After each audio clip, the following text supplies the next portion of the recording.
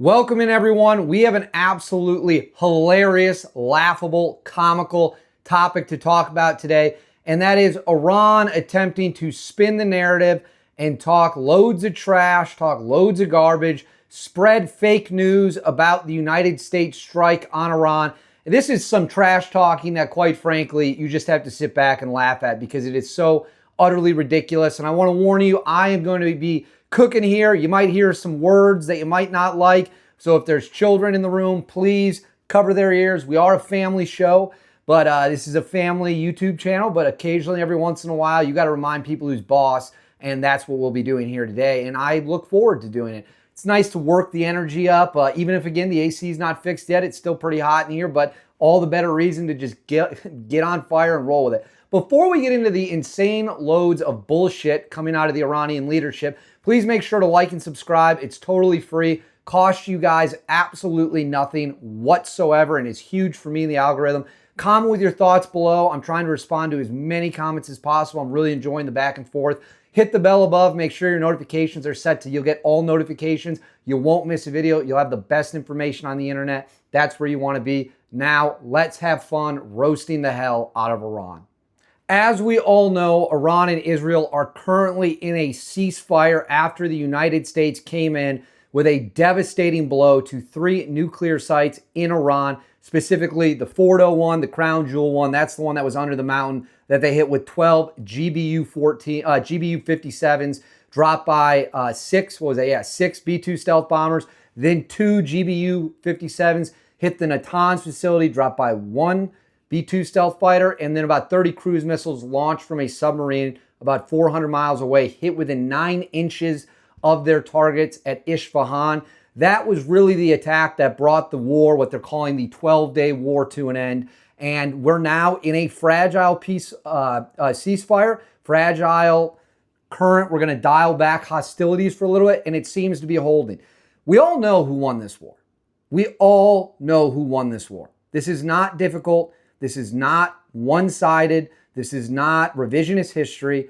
The war went like this. Israel opened up with a bunch of ass kicking. Iran did land some ballistic missiles, but Israel clearly winning.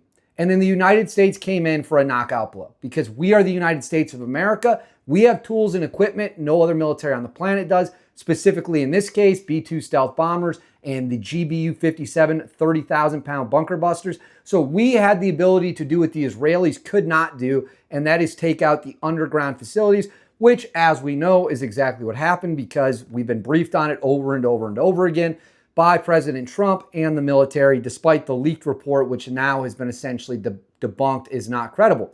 So you would think, given the ass kicking Iran took, given the absolute beatdown, getting their teeth kicked in, you'd think they'd come to the table with a little humility. You'd think they'd be like, you know what? We just got destroyed. We should probably keep our mouths shut. We don't really need to get into this situation. Well, you'd be wrong. Khamenei, the supreme leader, Khamenei, is on Twitter. I love that the fact that this dipshit's on Twitter. It's actually hilarious to me. It's one of the best things about Twitter is that this guy's living in an alternate reality, and we're going to put that on display right here for you all. I'm going to throw this up on the screen. These are a bunch of tweets he sent out on June 26th. So I'm filming this on June 26th. I'm just going to read these to you. This is 100% real. This is not fake, 100% real. It says, "My congratulations on our dear Iran's victory over the U.S. regime. The U.S. regime entered the war directly because it felt that if it didn't, the Zionist regime," he means Israel, "would be completely destroyed. It entered the war in an effort to save the regime, but achieved nothing." Fact check, incorrect. We took out 3 of your nuclear sites and absolutely smashed them with bunker busters, and that was one mission. We flew planes 36 hours from Missouri to the Middle East and back without needing to land. Total of 125 aircraft, 52 refueling tankers, just an epic display of military power, and this idiot is saying we did nothing. Let's continue. "The Islamic Republic delivered a heavy slap to the U.S.'s faces. It attacked and inflicted damage on the Al-Udeid air base, which is one of the key U.S. bases in the region." Fact check. They fired 14 ballistic missiles, 13 got shot down, 1 landed in the desert somewhere. They didn't do shit. They didn't even mess up someone's hair. They barely probably had any dust on the ground get kicked up. But it continues. "The fact that the Islamic Republic has access to key U.S. centers," they don't, in the region and can take action whenever it deems necessary is a significant matter. Such an action can be repeated in the future too. Should any aggression occur, the enemy will definitely pay a heavy price. He said the U.S. President, Donald Trump, stated Iran must surrender. Needless to say, this statement is too big to come out of the U.S. president's mouth. So that's what he was on, firing about off on Twitter. That's who this clown is. That's what he enjoys reading on Twitter. That's what he enjoys sending out to the world. How should we look at this? How should we react to this nonsense? Well, let's get into that right now. I really can't believe this is real, but it's really par for the course. I guess I should believe it with the Iranian regime. But let me be crystal clear here. Let's not beat around the bush. Let's not pretend that reality isn't real. Let's not live up in the clouds. You got your ass whooped, plain and simple. Iran got crushed. They got an up close and personal look at American air power and American engineering and what 30,000 pound bunker busters look like. And they got destroyed. If this was a football game, it'd be 63-0 at halftime. Say whatever you want about Israel. Say whatever you want about Iran. I don't really care. I'm not here to tell you what to think. I'm not here to tell you you have to love Israel or you shouldn't like Israel or you have to feel this way about any other country. It's not my job. My job is not to tell you how to feel. It's to give you my opinion and my view of the facts and my view of the information we have. You guys can take that and run with it. You can do whatever you want. But the reality is this. These dumb, idiotic, dipshit Iranian leaders talked a big game for 4 decades. 4 decades. They wouldn't shut the fuck up for 4 decades about how powerful they were and all the damage they could do and how they could have hit us and they could have hit our bases and they could hit our American forces in the region and they could inflict major casualties on us. And then what happens? All of a sudden it's go time. The alarm starts going off.